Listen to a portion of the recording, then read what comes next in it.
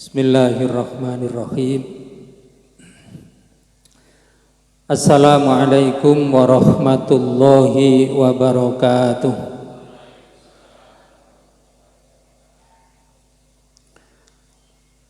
Alhamdulillahi rabbil alamin, wal aqibatu lil muttaqin, wala udwana illa 'alal zalimin. Asyhadu an la ilaha illallah dzul quwwatil matin, wa asyhadu anna Muhammadar Rasulullah shadiqul wa'dil amin. Allahumma salli wa sallim wa barik ala nabiyyina Muhammadin wa ala alihi wa ashabihi wa man istanna bi sunnatihi wa jahada bi jihadihi ila yaumiddin. Amma ba'du. Para bapak, para ibu, para sedherek sedaya, selain tadi jalannya memang agak padat, memang sengaja ngajine cekak suwe-suwe. Soalnya sekarang kan maghribnya hampir jam 6 Pak Mukri.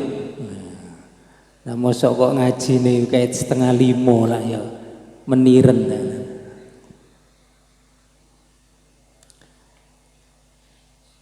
Para jamaah, para bapak, ibu, saudara-saudara sekalian, sore ini saya mengajak para jamaah untuk membaca dan mentadabburi firman Allah di dalam surat Fatir ayat nomor 29.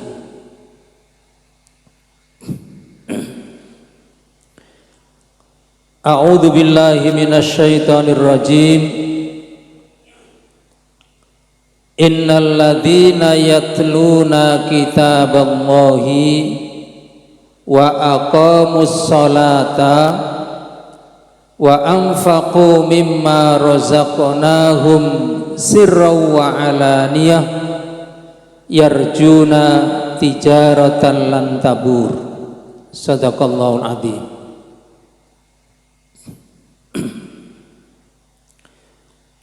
Innal ladzina, sesungguhnya orang-orang yatluna kitaballahi, yang selalu membaca kitab Allah, wa aqamus sholata, dan orang-orang yang mendirikan sholat, wa anfaqu, dan orang-orang yang infak, mimma razaqnahum, sebagian yang aku rizkikan kepada mereka, sirron, baik infaknya itu disembunyikan, dirahasiakan, wa alaniyatan, maupun infaknya itu terang-terangan. Yarjuna, orang-orang itu menginginkan tijaratan, perdagangan, lan tabur, yang tidak akan rugi. Jadi kalimat lan tabur itu artinya tidak akan rugi. Di PCM Kecamatan Sugiyo itu punya amal usaha namanya PT Lan Tabur, PT sing gak akan rugi. Kok menawi wonten sing gak ada toko ta warung ya diarani toko Lan Tabur, toko sing gak kira rugi. Nah, para bapak ibu, di ayat ini Allah menyebutkan ada 3 amal yang 3 amal ini menjamin orang tidak akan pernah rugi dunia akhirat. Kalau dagang di dunia, dagang yang untung itu adalah ketika modalnya sedikit, untungnya banyak, itu tidak rugi. Nah, ini juga begitu. Allah mengatakan ada 3 amal yang tidak perlu tenaga kuat, tidak perlu biaya besar, tidak perlu waktu lama, tapi kalau kita istiqomah dengan amal itu, Allah menjamin ini yang membuat hidup kita tidak akan rugi dunia akhirat. Apa itu? 1, yatluna kitaballah, orang yang mengisi hidupnya, mengisi waktu-waktunya dengan ngaji. Dikatakan oleh Allah itu perdagangan yang tidak rugi. Jadi yatluna padha maca dheweke kabeh kitaballah ing kitabe Allah. Kenapa dikatakan di sini orang yang selalu istiqomah ngaji Al-Quran itu ibarat berdagang tidak ada ruginya? Karena ngaji Al-Quran itu apa repote? Apa ngaji Quran itu butuh biaya? Enggak. Butuh modal? Juga tidak. Apa ngaji Al-Quran itu butuh tenaga? Enggak juga.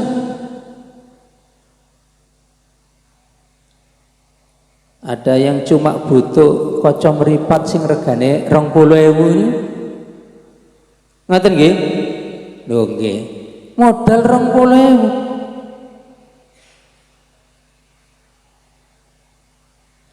Tetapi Allah Subhanahu wa ta'ala menjanjikan bagi orang yang membaca Al-Quran itu pahala besar. Semakin banyak ayat yang dibaca, semakin banyak pahala yang didapat. Bahkan sudah banyak para ustadz yang menyampaikan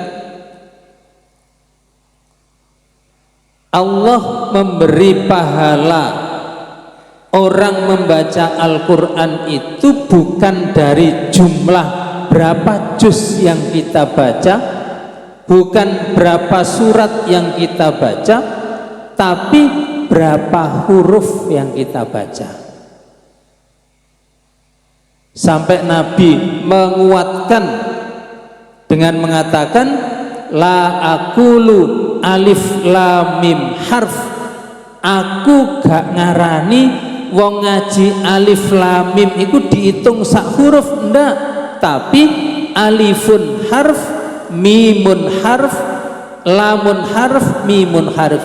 Alif lam mim, alif sak huruf, lam sak huruf, mim sak huruf, lan saben-saben huruf ganjarane 10. Dados tiang ngaji alif lam mim ngono tok ganjarane 30. Nah gak badi tok to. Tapi yo nggih aja sampai ngaji nang alif lam mim ngono wae. Niku mboten ngaji niku. Ini yang dikatakan perdagangan yang tidak akan ada ruginya. 1, ngaji. Semakin banyak ayat yang dibaca, semakin banyak pahala yang didapat. Terus sakpiro ngaji akeh sakpiro. Nabi pernah kumpul dengan para sahabat, lalu beliau mengatakan iqra'ul qur'ana fi syahrin. Kon niku ngaji khatam pisan iku saulan. Saulan kudu khatam pisan. Berarti sedinten setunggal juz. Apa ta niki? Masa abot iki, poso-poso kok.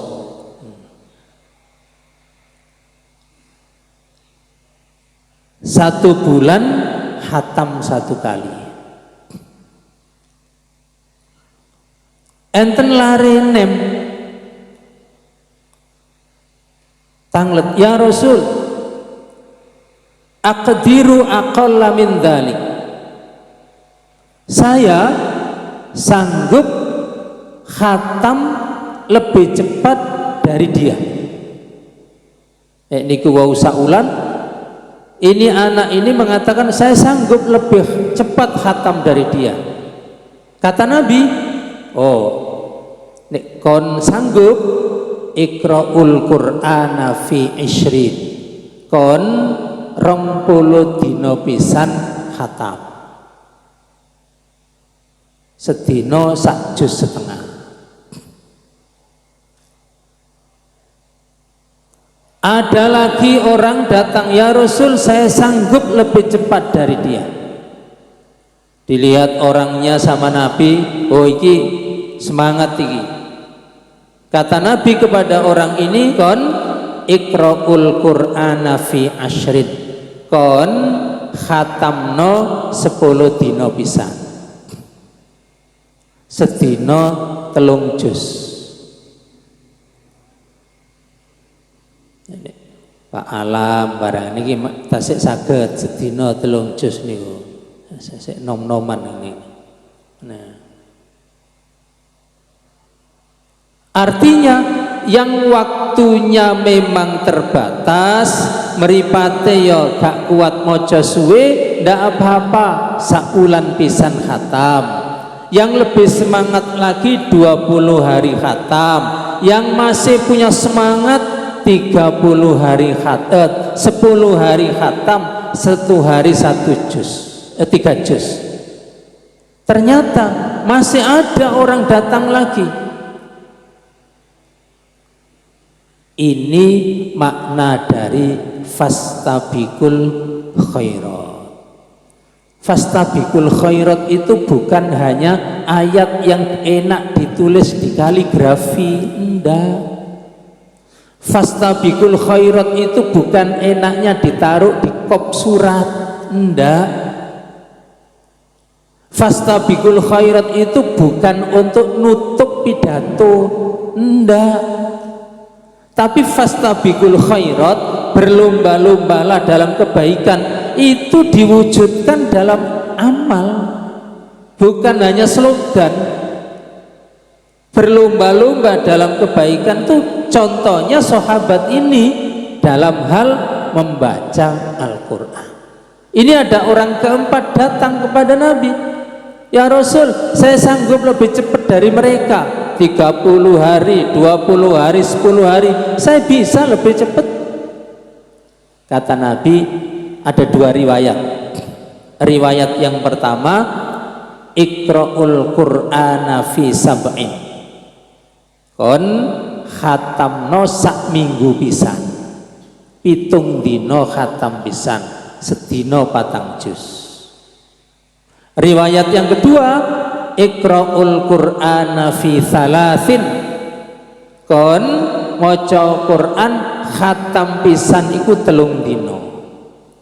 Di sini Nabi kemudian memberikan garis merah, wala tazid alaihi, ojo sampai ono wong ngaji luwe cepet teko 3 dina. Sebab tidak dijamin kualitas bacaannya. Karena baca Quran itu ada tajwidnya, panjang, pendek, panjang pun berapa panjangnya, dengung, gunna, bila gunna, ikhfa, iklab. Kalau kurang dari 3 hari tidak dijamin kualitas bacaannya, buanter, tajwidnya hilang. Waktu di tempat lain saya ditanya, loh kok tonggo kula niku mulai subuh sampai maghrib niku khatam, terus pundi ngoten niku? Kula jawab, iku luwe apik timbang sampeyan sing gak tahu khatam. Wong sampeyan dhewe gak tahu khatam kok ngrasani tanggane sing khatam, keliru. Lah ngoten nggih? Iya. Ya apik sing khatam iku timbang sing seumur-umur gak tahu khatam. Iku nek pendak Ramadan iku nek khatam. Nah ini, jadi fastabiqul khairat itu diwujudkan dalam ibadah nyata. Para sahabat Nabi itu berlomba-lomba dalam kebaikan, salah satunya ngaji Al-Quran. Nah, Ramadan ini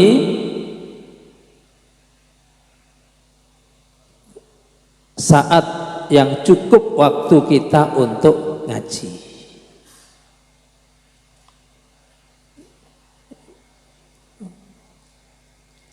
Tiang Mojopuro niki tesik anu ta, tesik ten pasar bareng ngoten ta, sing rumiyin kula semret dagang kain. Tasik ta niku. Tasik. Wagian niku wau nggih. Niku.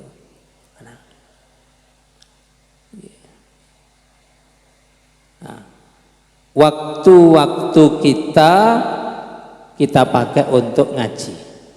Pagi, habis duhur, habis asar, mantun traweh, didamel nopo malih nek mboten didamel ngaji.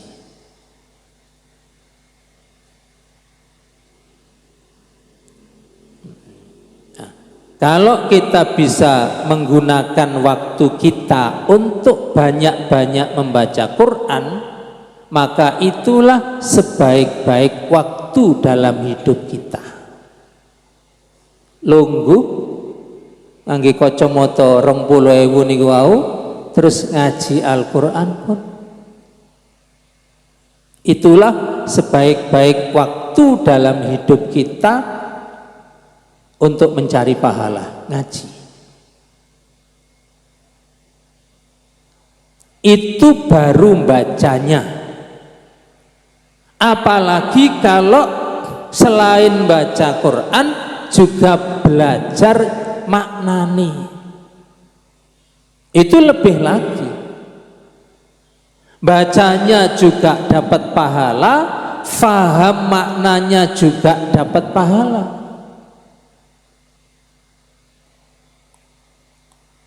Ada satu cerita Imam Masjid Kuba sing sampun tindak haji, tindak umroh kan mesti ten Masjid Kuba nih. Pak Alam ya.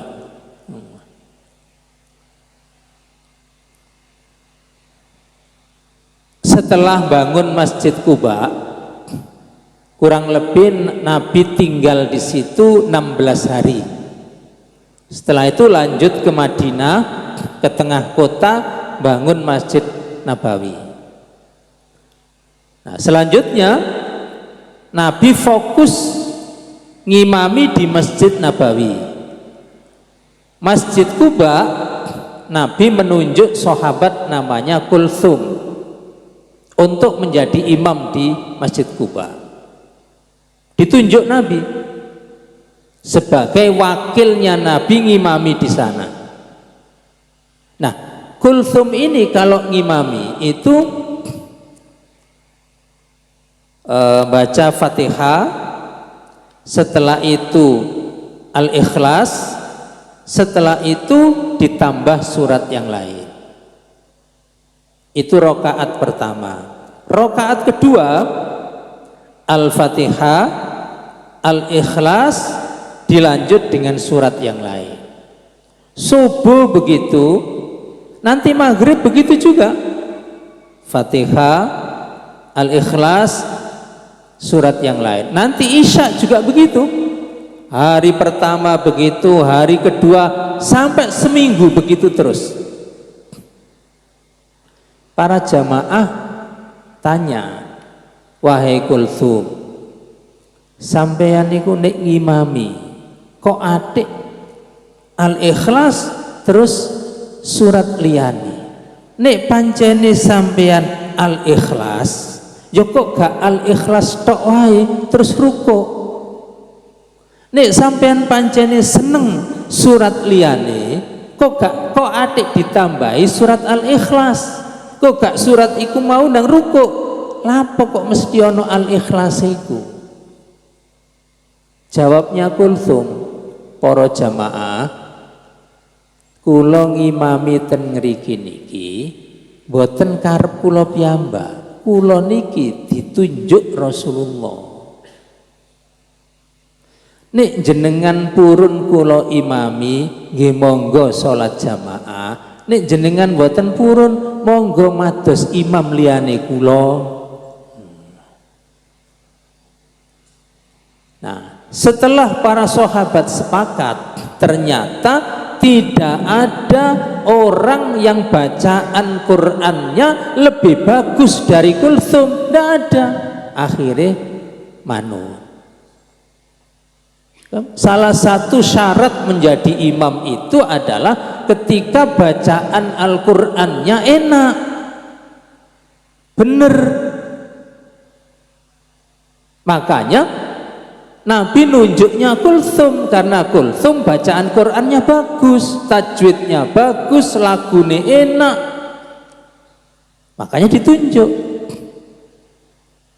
Nah, akhirnya para sahabat diam, ismanut lah diimami Kulthum.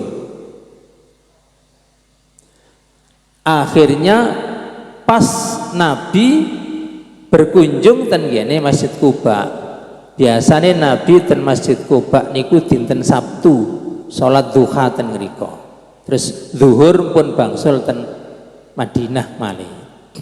Begitu Nabi rawuh, para sahabat tanya tentang caranya Kulthum ngimami. Dilaporaken, Kulthum niku nek ngimami kok ngeten-ngeten bacaane ya Rasul. Kulthum ditimbali, Kulthum bener ta? Jamaah iku protes nang kon kok gak nurut nang karepe jamaah. Leres ya Rasul. Lima fa'al tahana. Lapo carane kon ngimami kok ngono? Kok mesti ono surat Al-Ikhlas? Terus Kulthum, li anni uhibbuha. Itu aku lakukan karena aku cinta surat Al-Ikhlas. Li anni uhibbuha. Saya cinta surat Al-Ikhlas. Apa jawaban Nabi? Singkat, hubbuka iyyaha adkhalakal jannah. Cintamu kepada surat Al-Ikhlas itu yang akan memasukkan kamu ke dalam surga. Niku kesimpulannya di situ. Kalau cinta kepada Al-Ikhlas saja tidak mengecilkan surat Al-Ikhlas, kalau hanya cinta kepada surat Al-Ikhlas membuat orang masuk surga, gimana kalau kita cinta 30 juz? Kurang nopo? Artinya cinta kita kepada Al-Quran itulah yang membuat kita insya Allah layak masuk surga. Nah, cinta kepada Al-Quran itu buktine opo? Ya minimal ngaji. Dan ngaji bukan karena terpaksa, ngaji bukan karena ikut-ikutan, ngaji bukan karena disuruh, tapi ngaji karena cinta. Hubbuka iyyaha adkhalakal jannah. Nah niki pokoknya gelem ngaji swarga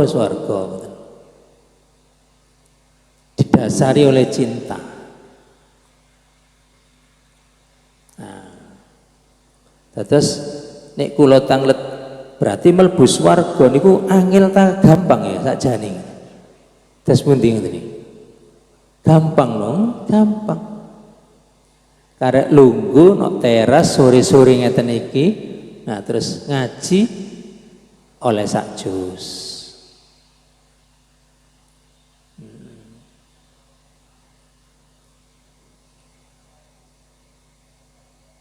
Niki nomor setunggal.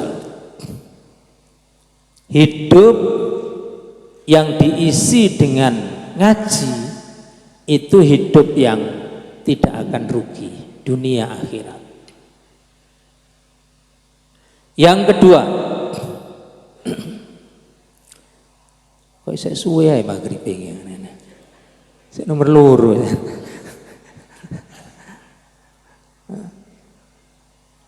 Wa aqamus shalah,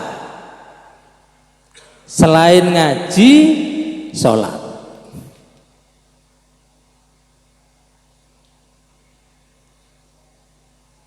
Sholat niki yo gak bondo ya. Mboten nggih, mboten sangu, mboten bondo. Nggih gak butuh kendaraan ado-ado. Apalagi di negara kita, di daerah kita, ben RT ini nggak ada musola piyambak. Ben desa duwe masjid gede loro telu. Kita ndak kesulitan. Dimanapun kita tinggal, musola, langgar, masjid banyak. Apalagi masjid yang baru-baru ini bagus-bagus. Orang bangun masjid kepingin siji mbek masjid sing ono kan ngoten. Bagus. Kalau kita bepergian rest area andalane niku masjid. Wapi-apik masjid rest area ini. Jedinge wangi, masjid resik, AC. Tidak kesulitan. Bandingkan dengan bapak ibu yang sudah pernah haji umroh, perjalanan dari Madinah ke Mekah, rest area masjid itu pundi? Enten sing apik? Mboten enten. Ya mambu, ya kotor, ya kemprong ngoten nggih. Bandingkan dengan rest area di sini mengkilat. Ini kita syukuri, kita syukuri. Nah, tetapi di ayat ini yang ditekankan oleh Allah bukan bangun masjidnya, tapi mendirikan sholatnya. Wa aqamus sholat.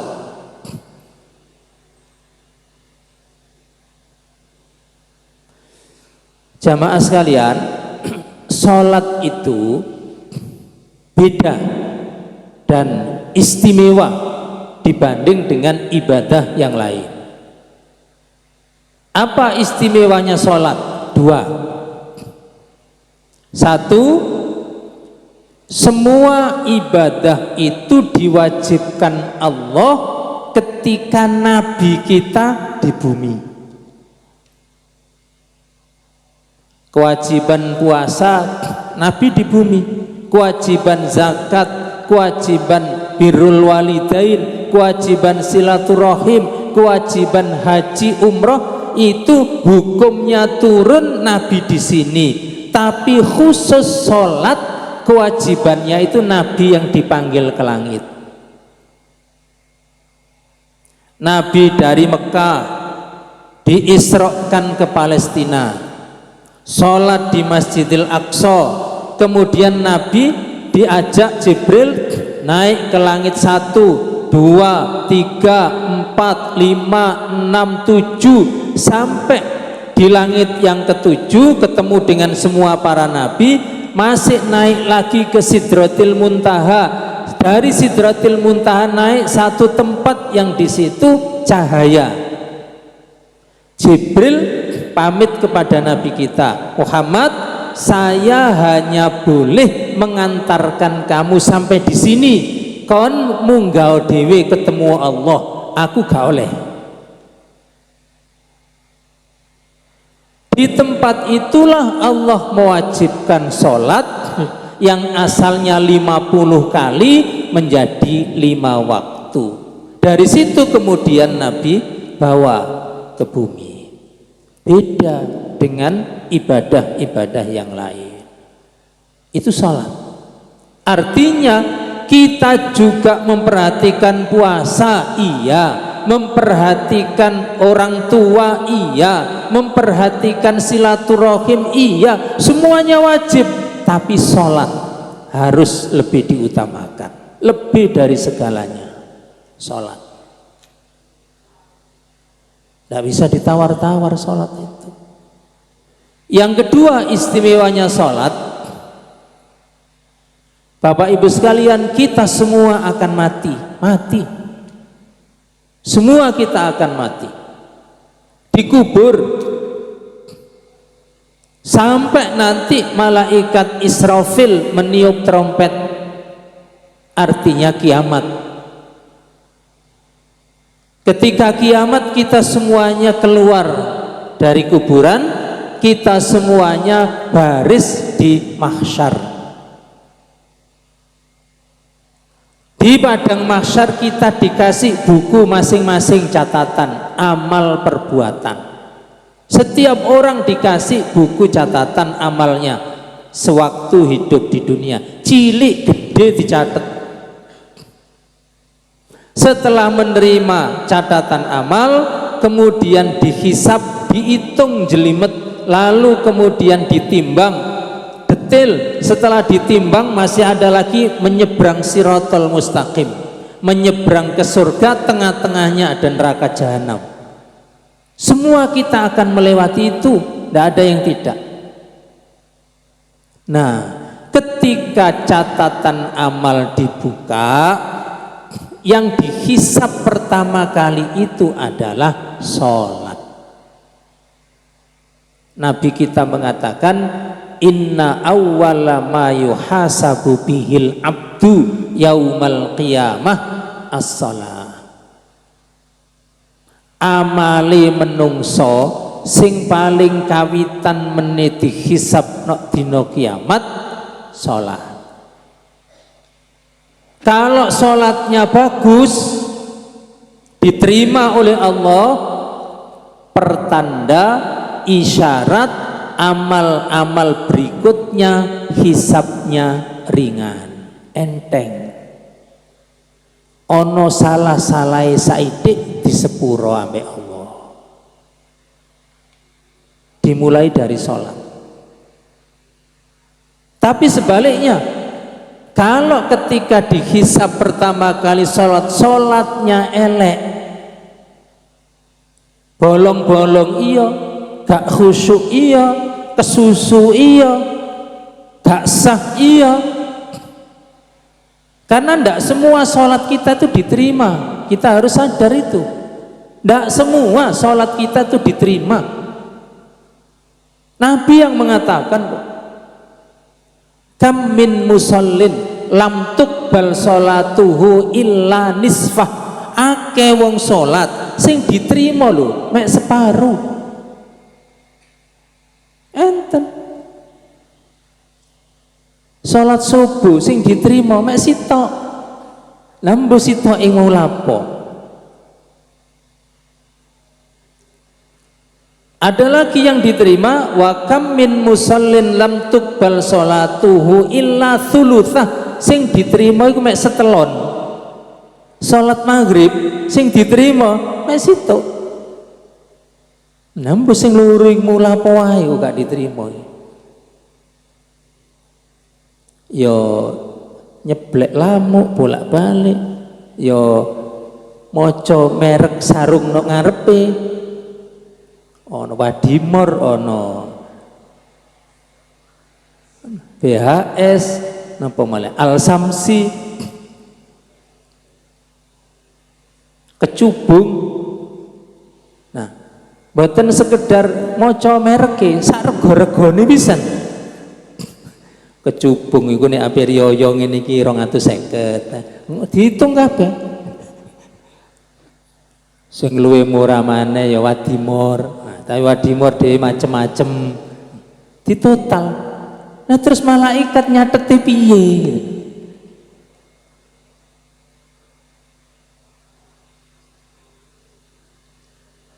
Ndak semua sholat kita diterima Allah tuh ndak semua. Jangan terlalu yakin. Pokoknya ini wis apik, khusyuk, rumangsane terus diterima. Dereng mesti.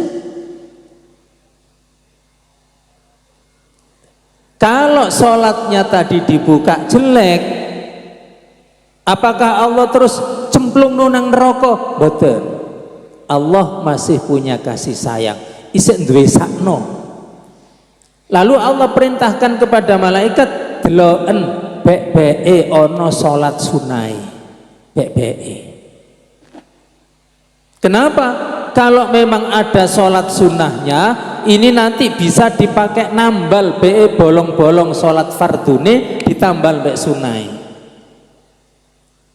Tapi prosoku nih, wong wajib wae gak mosok kok sunai istiqomah. Masa ono, ya bek-beke ono. Gak tahu sholat subuh tapi duhae istiqomah. Bek-beke. Beke ono.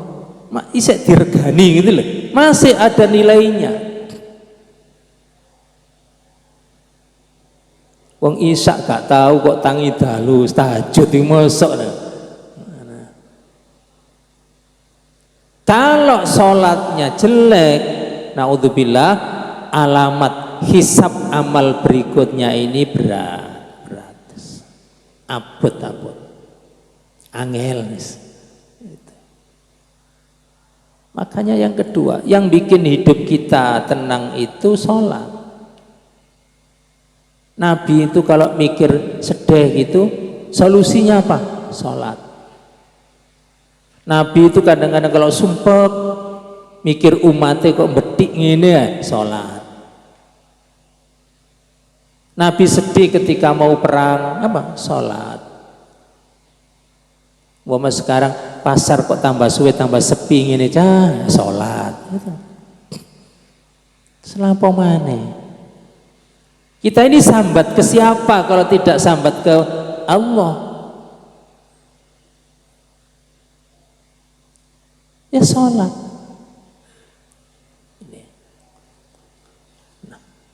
Wa aqamus sholat. Jamaah sekalian, niku bener tajam niku. Kebanteran. Aku setuju aja nih. Lah cepet bukoi. Nah, rukun Islam yang 5 itu Bapak Ibu, syahadat, sholat, zakat, puasa, haji. Syahadat kita tidak bahas, kita sedang bahas sholat. Zakat, zakat itu wajib, saking wajibnya sampai dalam surat Al-Baqarah, kalau orang menumpuk-numpuk harta lalu tidak dikeluarkan zakatnya, nanti di akhirat uangnya itu dijadikan setrika, kan, besi panas yang akan nyetrika gegere, setrika mek donyane sing akeh. Saking wajibnya zakat. Tapi meskipun zakat itu wajib, ada nisabnya. Nisab, batas minimal. Kalau itu sudah terlewati, baru wajib zakat. Apa maneh saiki regane emas munda. Nisabnya harta itu 86 gram emas. pinten niku ping 3 juta kayak wis 250 jutaan tambah dhuwur. Peternak punya kambing punya 40 baru 1 zakatnya. Sapi punya sapi 5 baru 1 kambing zakatnya. Ndak setiap punya dizakati, ndak ada nisabnya. Artinya zakat itu wajib bagi orang yang kaya. Yang miskin benrioyo mustahik, ndak apa-apa, memang miskin. Orang jadi mustahik itu bukan aib. Orang jadi mustahik itu bukan dosa, ndak, memang belum wajib zakat, ndak apa-apa. Ndak usah sungkan. Itu zakat. Meskipun wajib ada batas minimalnya. Puasa Ramadan wajib. Saking wajibnya sampai Nabi mengatakan kalau ada orang muslim Ramadan tidak puasa 1 hari saja tanpa udzur syar'i tidak bisa digantikan oleh puasa seumur hidup. Wong disengaja kok jaluk ganti, ya ndak bisa. Seumur hidup ndak bisa, saking wajibnya. Tapi meskipun begitu ada orang-orang yang memang ndak boleh puasa di bulan Ramadan. Wanita haid, wanita nifas yang memang tidak boleh puasa. Ndak boleh puasa, diganti di waktu lain. Gitu. Orang sepuh banget wis gak kuat poso, ndak apa-apa, ndak puasa, diganti bayar fidyah. Orang sakit ndak mampu puasa, orang bepergian ndak kuat puasa, ndak apa-apa, ndak puasa, gak dosa, nanti diganti di waktu lain. Itu puasa. Apalagi haji. Sejak awal ketika Allah mewajibkan haji, Allah sudah mengatakan manistata'a ilaihi sabila. Haji itu bagi yang istitoah saja, yang lunas, yang sehat, yang masih muda. Sing tua tapi semangat muda kita tetap wajib. Aman, semuanya itu masuk istitoah, baru wajib haji. Kalau ada orang yang belum istitoah, saumur hidup tidak bisa haji, anak putune gak ono sing iso haji karena memang tidak mampu, ndak apa-apa, ndak haji, ndak dosa. Tapi tidak begitu sholat. Sholat ndak ada begitu-begitunya. Allah sudah nganggap semua orang hidup bisa sholat, semua orang bernyawa mampu sholat, tidak ada keringanan. Kuat ngadeg, tidak kuat lungguh, sing penting sholat. Gak kuat ngeleset, sing penting sholat. Ngeleset pun karek ambekan megap-megap tok sholat. Milane sing nunggu keluarga sakit ten rumah sakit, ojo mek ngentekno jeruke tok. Gak mesti ngentekno jeruk, apel dintekno, tapi waktune sholat gak dielingno. Ini ku sing penting. Ndak bisa respon gimana di kuping. Bu, wis maghrib bu, ditayamumi. Allahu Akbar. Dibimbing sampai dokter menyatakan sudah meninggal dunia, sudah selesai. Itu sholat. Ndak ada alasan kita ndak sholat. Acara opo sing luwih penting timbang sholat ten donya niki? Rapet opo? Rapet opo? Sing luwih penting timbang salat nih lho, bakas opo? Napa malih? Sing luwih penting timbang salat nang donya niki napa ngoten? Mboten enten. Badminton, golek opo?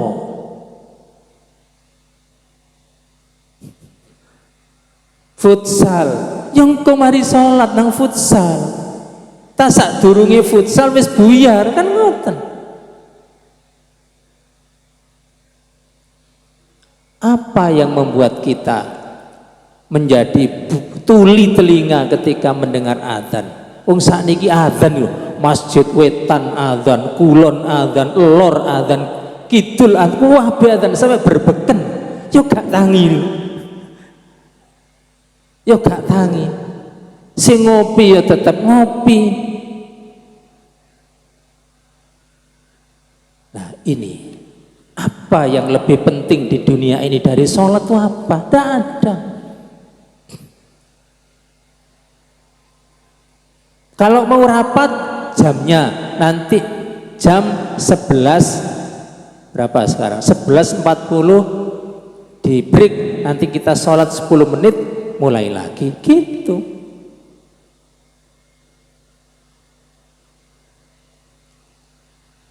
Nunggu warung adzan ditunggui sampai gak nang masjid yo gak kira tambah rezeki, ditinggal nang masjid yo gak kira ngurangi rezeki. Mergi napa? Rezeki niku pun enten jatahe, yo gak kurang yo gak tambah, wis sakmono iku.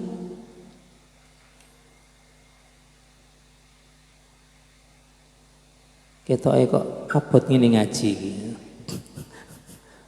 Itu tidak ada yang lebih penting di hidup ini selain memenuhi panggilan sholat. Makanya ketika adzan itu muadzin manggil hayya ala sholat, ayo sholat, hayya alal falah, ayo cik nang untung, ayo menuju kebahagiaan. Sholat itu membuat sukses, sholat itu membuat bahagia, sholat itu membuat hidup kita tenang. Allah yang bilang kok hayya ala sholah, hayya alal falah. Ini niku nomor kali. Sing nomor 3 insya Allah benjing bekle enten umur dawa insya Allah. Mekaten para jamaah, mugi-mugi manfaat. Kita nyuwun dumateng Allah, mugi-mugi siam kita dipun trami dening Allah Subhanahu wa taala. Amin. Aqulu qauli hadza wa astaghfirullah li wa lakum.